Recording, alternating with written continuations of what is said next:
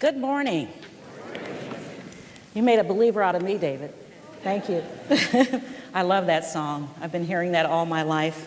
My mother would have the spirituals playing Saturdays, blasting out on the stereo. You could hear them down the street, around the corner, 3 and 4 blocks away. So that's one of the songs that I grew up with. In case you're wondering, especially those who are new here, in the bulletin it says that, I believe, Duke was going to be doing the welcome and announcements.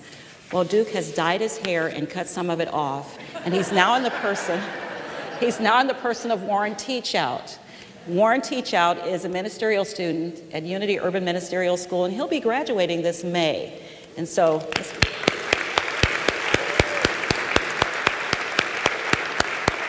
and Warren's mother, Carol, where are you, Carol? She's here visiting from Virginia. Thank you for joining us, Warren, Carol.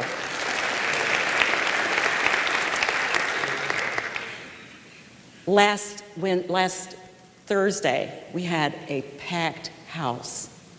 And when we did the lighting of the candles, it was unbelievably beautiful, just phenomenal. To see all of you here today on this cold day, after that wonderful service, really makes my heart feel good. You could be home in bed, sleeping off Christmas, whatever you had to do, and all the hustle and bustle, and I'm sure you had some of that. But you came today, and I appreciate you being here, and the temple is blessed by your presence. Now, if you're wondering about Reverend Duke Tufte, he took a little fall. He tripped and he broke 2 ribs. And so he texted me last night and said he's just having to stay off his feet. So he's in recovery. So let's just hold him in prayer today and know that he is whole and well. He is whole and well. A Sunday school teacher of preschoolers, concerned that the students might be a little confused about Jesus Christ because of Christmas and the emphasis on his birth. And here we are several days later, and what happened to him? Is he crawling? Is he walking? Is he, what's Jesus doing? Is he cooing? So the Sunday school teacher wanted to make sure that the children understood that the birth of Jesus occurred a long, long time ago, and that he did grow up and probably attended Sunday school just like them. So he asked the class, "Where is Jesus today?" Johnny raised his hand and said, "He's in heaven." And then Mary was called on and she answered, "He's in my heart." And Robert, not that Robert, but it could have been, our pianist. Robert waved his hand furiously and blurted out, I know, he's in our bathroom."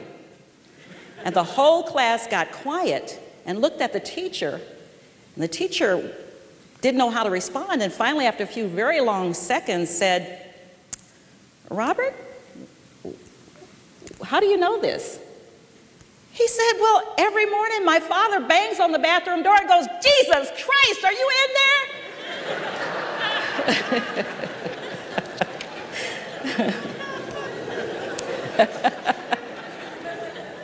Now, I don't know about you, but I grew up in a house with 1 bathroom. And so when you have 1 bathroom, and my husband's from a family of 10, and they had 1 bathroom.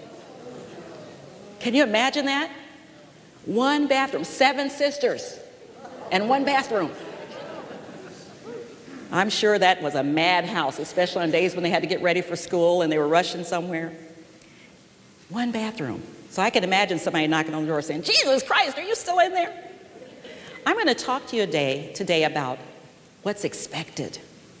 Because we just celebrated Christmas, so now what? What's expected?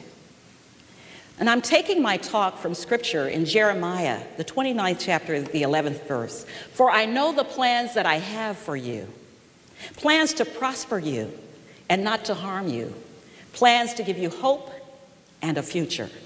Plans to give you hope and a future. When we celebrated the 4 Sundays of Advent, Advent meaning the preparation of the expected coming, the first Sunday of Advent, the word was hope. And then that followed with peace, and then joy, and last Sunday, love. During the Christmas Eve service, I was compelled to tell the story of Christmas, the birth story. And at the end of that story, it was a kind of a blah, blah, blah. We've all heard it before. And then I got this epiphany. Reverend Laura Barrett Bennett co-facilitates the Sunday morning metaphysical Bible interpretation class with me. Laura, raise your hand. And she has written a story called The Birth Idea, the metaphysical story from the 4 Gospels of the birth of Jesus Christ. And so I added that to the end of the story. And briefly, for those of you who were here, I'm not going to bore you with the whole story again, but Laura has willingly said that she would be glad to allow me to provide copies if you'd like the whole story, because it is excellent. But in summary, it is the metaphysical interpretation and not the literal of stories told for centuries, the same story in different ways. But it has to do with expectation of the birth of Christ consciousness in us, the birth of a higher state of awareness in us. That's truly the essence of the story. So I chose my title today from a story I believe epitomizes this new birth. I'm sure you've seen it. In 1946, Frank Capra came up with this brilliant idea to produce a low-budget movie called It's a Wonderful Life. We don't go through a holiday without watching It's a Wonderful Life. And sometimes when I choose a title, I wonder if this is what I'm supposed to talk about, and then something comes up that proves to me that this is the exact topic I need to talk about. So when I got home from the Christmas Eve service and turned on the television, Channel 41 was showing It's a Wonderful Life. I knew that was the message for today. George Bailey, if you haven't seen the movie, and if you're like me, you can't see it too much, is the central character, played by the late, great Jimmy Stewart. And George Bailey has inherited his family's building and loan company. And he gives loans to any and everybody who needs it. He loves people, he loves helping people. And that's Jesus' story. He loves helping people. But there's a rich man in town, and he doesn't like helping people at all. So you might say he was like Herod in the birth story. Kind of a kingpin. He had a lot of money. And when he found out what George Bailey was doing, he decided that he was going to put an end to that because George was competition for him. George was being nice to people and giving loans to people that he didn't consider worthy. So he wanted to make sure he put George out of business. So he put his plan in place. George Bailey's wife was by the name of Mary, was the late great Donna Reed. And she had this consciousness about her that's just like what we talk about and what we practice in unity. Well, George had dreams of traveling the world, but his dreams were put on hold. Eventually, he allows what other people say about him, especially the rich guy, and the fact that some money had come up missing to the tune of about $8,000 to cause him to go into depression. On Christmas Eve, he crashed his car into a tree in hopes of ending his life. And lo and behold, just like in the story of the birth, an angel appears. The angel's name was Clarence. And Clarence called himself an angel second class. And he explained to George that that's because he hadn't gotten his wings. He couldn't become a full-blown angel until he got his wings. And in order to get his wings, he was sent from heaven to grant George's wish. And George was talking about all the bad things that he'd fallen out with his family and everything was wrong. Have you ever had days like that?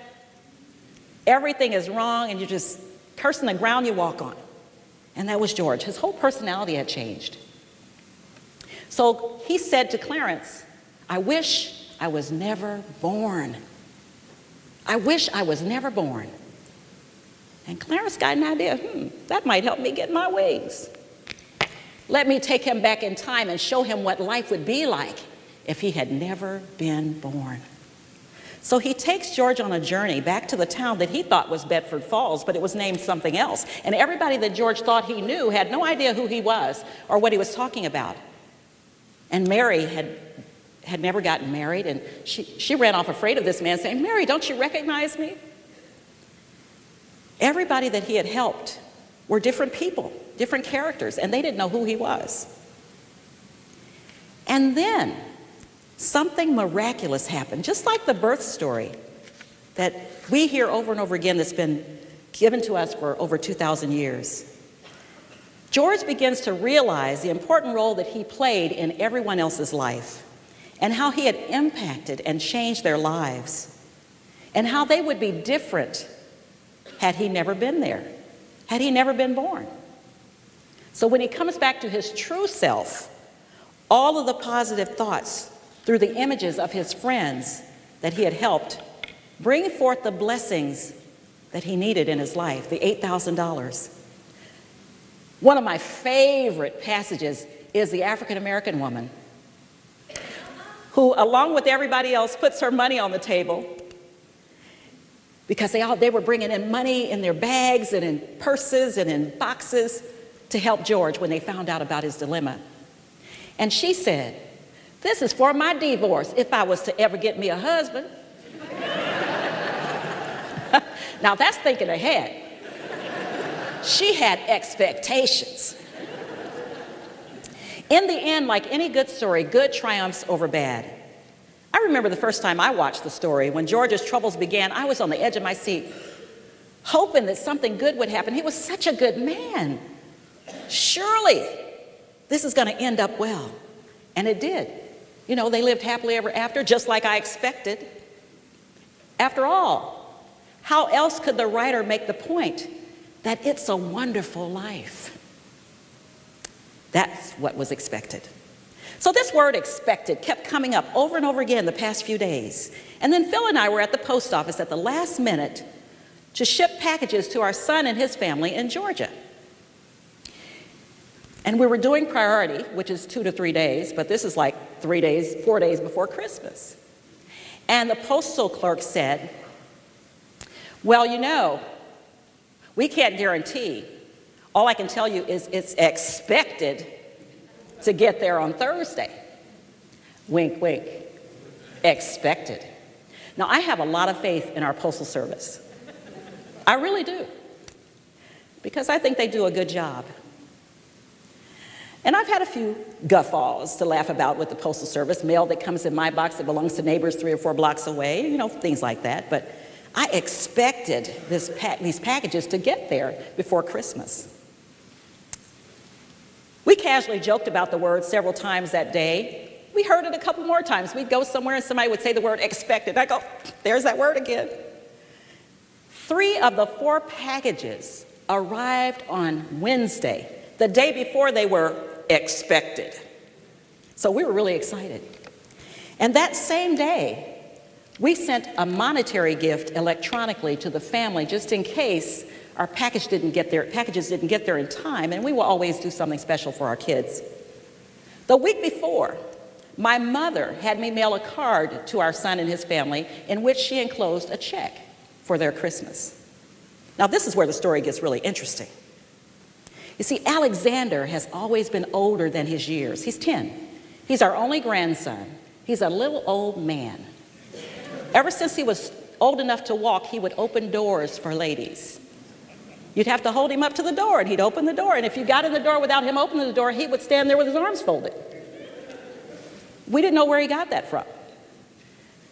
But he has the same wide-eyed expectancy of most children around this time of the year. He hasn't lost that.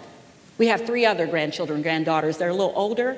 His twin sisters turned 20 on Christmas Eve. So they don't have that same glint in their eye that he does at Christmas.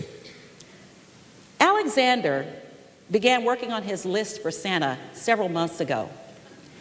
And so we were on the phone with Alex a few days before Christmas, and he prattled off this list of things. We had no idea what he was saying. Some toys, video games, Xbox stuff, I have no idea.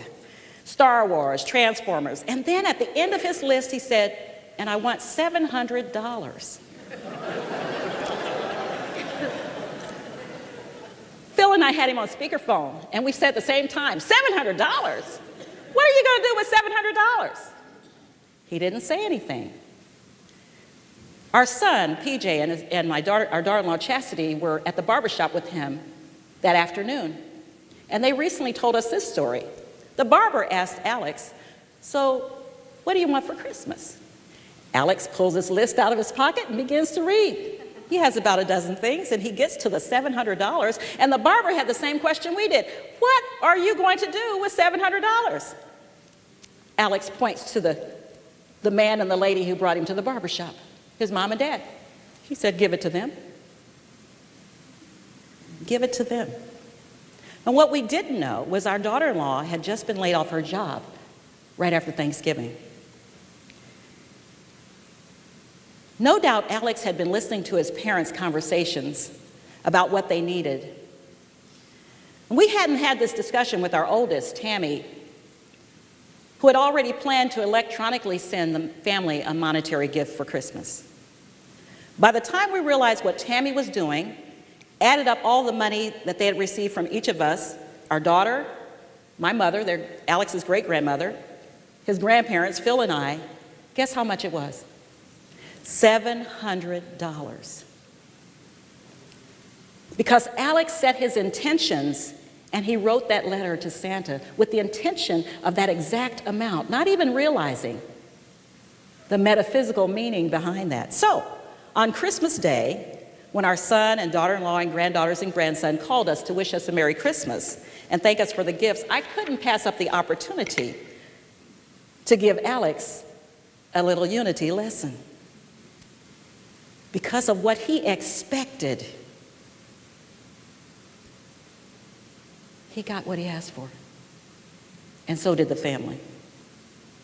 As Phil and I were sharing this and talking about the marvels of Christmas and the wonders of God's love, we started walking down memory lane for the past 41 years that we've been together, thinking about all the times when we have gotten what we expected. We talked about the houses we've bought, not knowing if we were going to get them or not, but we got what we expected. We talked about the first time we bought furniture and didn't know how we would pay for it. We could barely rub 2 quarters together, but we got what we expected. Phil told me about a story he had seen on television. The Lottery Changed My Life. I don't know if you've ever watched that show. And Cynthia Stafford in 2007 set her expectations to win $112 million in California's Mega Millions lottery.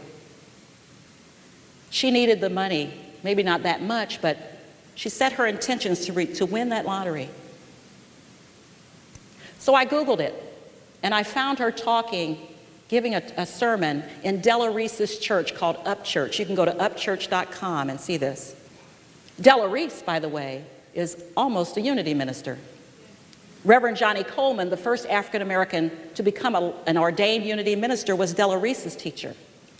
She graduated from Johnny Coleman School in Chicago, and she's a unity minister in addition to being an angel on Touched by an Angel and many other shows and Broadway productions through the years. So Della Reese has Cynthia Stafford speaking about how she won $112 million by applying truth principles. She said she set her intentions and she was very clear about what she wanted. Her brother had been killed by a young driver in an automobile accident and left 5 children. And she wanted to take care of those children, and she had a series of things that happened that got in her way. Her primary focus was to help those children, to raise them, get them through college, give them a good life. She visualized exactly what she wanted, and she wrote down what she expected, and she put it under her pillow. She's done great things with her money. You know, you read about people winning the lottery, and in no time at all, it's all gone, and they're penniless. But she's done some amazing things in addition to rearing the 5 children. She created a mental image of this big check that she had seen other people on TV where they hold their big check with the amount scribbled in big numbers across it. And she even visualized what she would wear that day when she received that $112 million. And when she won the lottery, she put that on, and she stood there just as she had expected. In the Christmas story, Mary was expecting. So there's a lot to be said for that word, expected.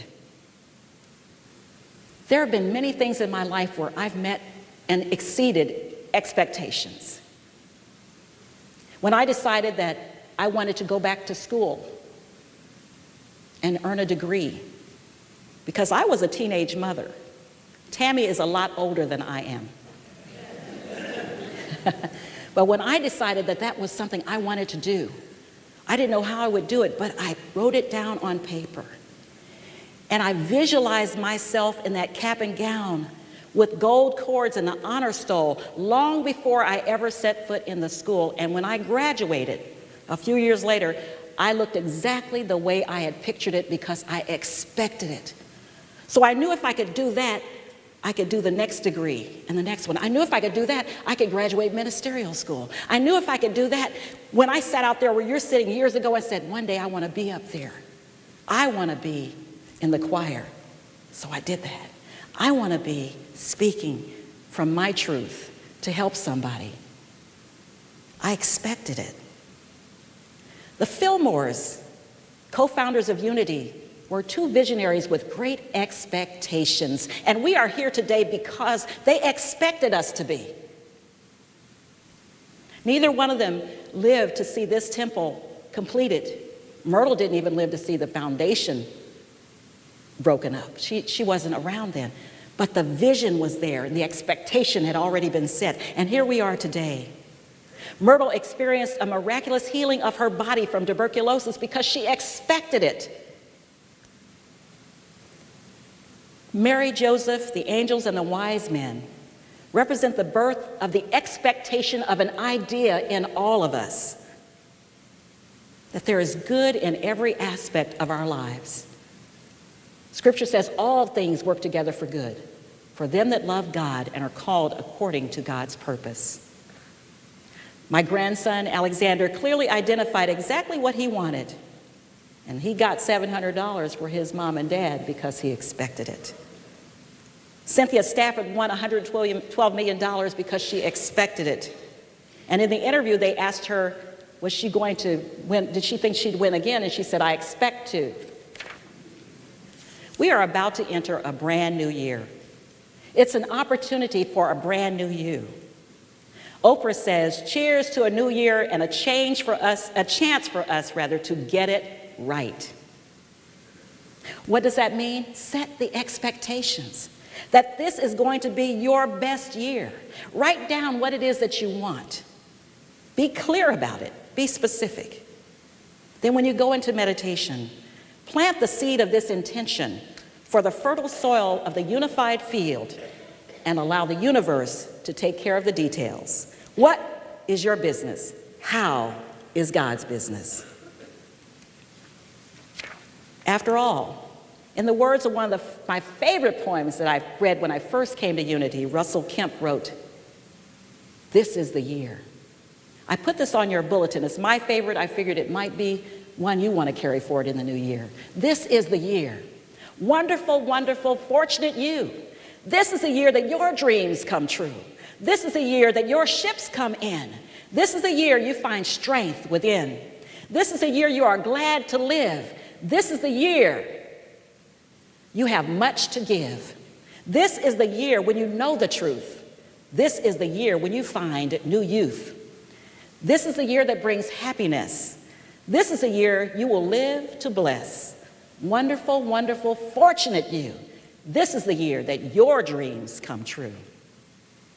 As is written in the book of Mark, one of the Gospels that tells the birth story, the 11th chapter, the 24th verse, whatever you ask in prayer, believe that you received it and it will be yours. In other words, expect it. Expect it. Prepare your hearts and your minds. Just like the birth story, the Advent, preparation for the expected, to receive the good that is coming your way. Affirm what it is that you want. I am happy. I am whole. I am wise. I am healthy. I am prosperous. Expected. Like the birth story that's been told for centuries, it is a wonderful life. It's an example of the birth of awareness that takes place in our consciousness when we let go of old limiting beliefs and allow ourselves to see our lives from a new and different perspective. The glass that was half empty in 2015 will be half full in 2016. Expected. This is the year that your dreams come true. So make sure, like my grandson and like Cynthia Stafford, like the Fillmores, put it out there in the universe and expect it. Think about that as we move into meditation. Let us set our intentions for the expectation of the birth of a greater reality filled with all the hope, peace, joy, and love your hearts can hold in the silence.